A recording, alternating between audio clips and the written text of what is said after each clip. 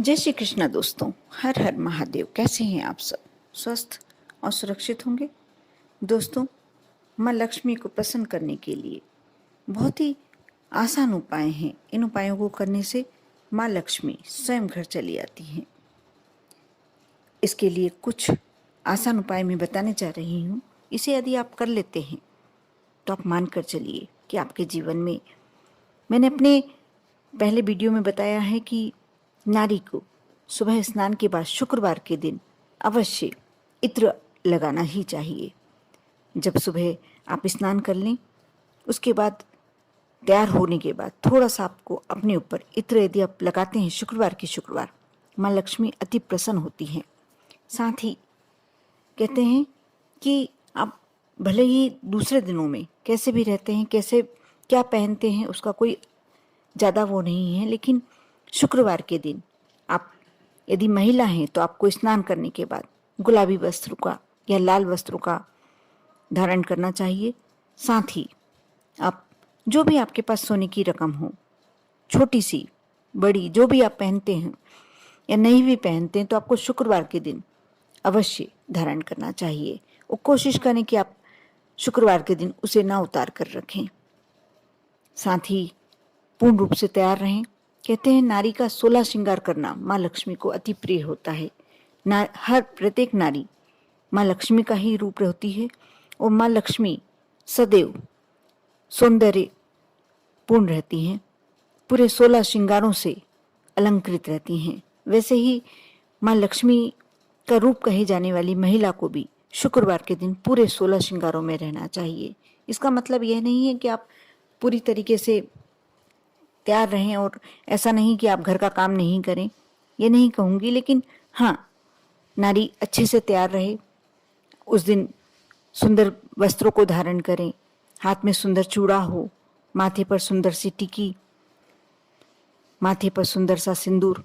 ये सारी सामग्री जो भी आपके पास रकम है, छोटी बड़ी जो भी रकम है, आप उस दिन धारण करते हैं, उसका एक विशेष माँ को आप अपने पैरों में पायल पहनते हैं या नहीं पहनते, लेकिन शुक्रवार के दिन आप अवश्य जो भी कोशिश करें, थोड़ा बहुत श्रृंगार जो भी करना चाहते हैं अवश्य कर कर रखें। माँ लक्ष्मी से अति प्रसन्न होती हैं और आप पर अपनी कृपा बरसाती हैं। साथ ही ज्योतिष शास्त्र के अनुसार शुक्रवार के दिन माँ लक्ष्मी को प्रसन्न करने के लिए आप शाम के समय माँ लक्ष्मी की पूजन करें, अर्चना करें। उसके बाद लक्ष्मी स्तोत्र, श्री सूक्त या कनक धारा स्तोत्र का जो भी आप कर सकते हैं एक पाठ अवश्य करें। धन संचय करने के लिए माँ लक्ष्मी के इन चमत्कारिक पाठों को करने से अच्छा लाभ प्राप्त होता है। साथ ही धन के अभाव को दूर करने के लिए सबसे शक्तिशाली उपाय माँ लक्ष्मी के स्तोत्र का पाठ करना, श्री सूक्त कनक धारा स्तोत्र का पाठ करना, और ऐसा करने से आपको माँ लक्ष्मी का आशीर्वाद अवश्य प्राप्त होता है। जीवन में वैभव की प्राप्ति होती है। साथ ही सुख समृद्धि की प्राप्ति के लिए शुक्रवार के दिन माँ लक्ष्मी की पूजन में माता को शाम के समय आप कमल का पुष्प, गुलाब का पुष्प अर्पित करें।